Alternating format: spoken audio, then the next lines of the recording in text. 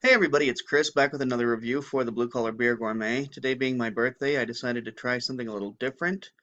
Gonna be trying a beer from Lebanon. This is the Almaza Pilsner beer. Uh, it's an 11.2 ounce, and unfortunately, it has neither a bottled on date nor a ABV. But Pilsners are, usually lower ABVs, and Nancy and I are going to go see Ghostbusters tonight, so I don't want to be taking a nap in the middle of the movie. Uh, my friends Lance and Michelle actually already hooked me up with a couple of uh, Founders all day uh, all day IPAs. Pretty good session IPA. Founders, yeah, they're a little more corporate, not as crazy about them as some of the other breweries, but that's okay. It was a birthday gift, and I appreciated it. And I'll even drink a Bud Light if it's a birthday gift. Somebody thinks, because you ever one of your friends do that to you, one of your friends who thinks that you like beer. So here, you like every beer, right? And they hand you a really shitty beer, like a Blue Moon or a Shock Top or something, and you have to smile politely and go, "Oh," and act like this is somehow craft beer. But it's not about being a snob. It's about expanding your horizons. So anyway, um, this beer, as I said, is a pilsner. It is from Lebanon. This is the first time that I'll be drinking a beer from the Middle East.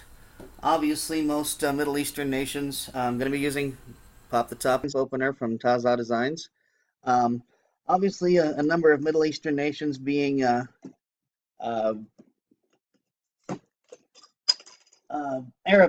Muslim nations, you don't get a whole lot of beers coming from that area, obviously, because it's drinking alcohol is not allowed in Islam.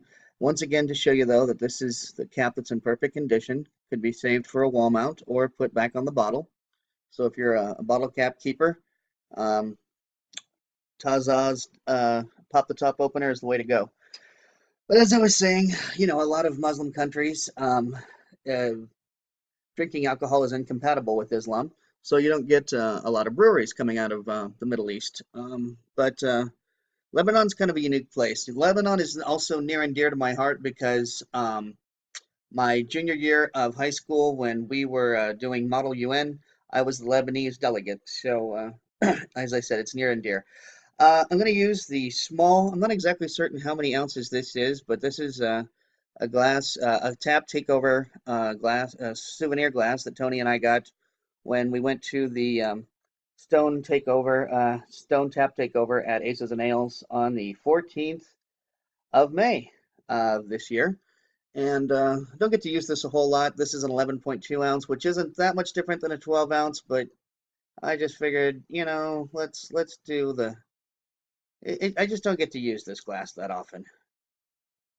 Tony he has two of these, and he and I use these to share a 12-ounce glass sometimes, but this is my own personal one, and I don't get to use it that often.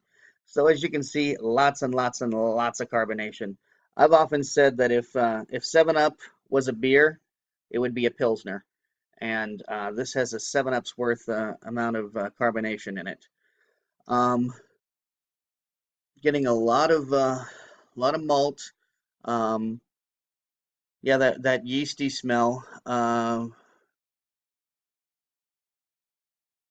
Smells like a weedy beer. Smells like you would expect a lager to smell. And It does in fact say that it's a Pilsner on here somewhere. I read that. I know I did. Because I was looking for, yeah, Pilsner beer. Almaza Pilsner beer on the back. As I said, no ABV, no date. That head, is gone pretty quickly. Of course, I didn't pour it like a strong pour because it is a smaller glass. But I don't think this would have much of a head anyway. This is a very carbonated beer, and enough talking about it. Let's drink. Cheers.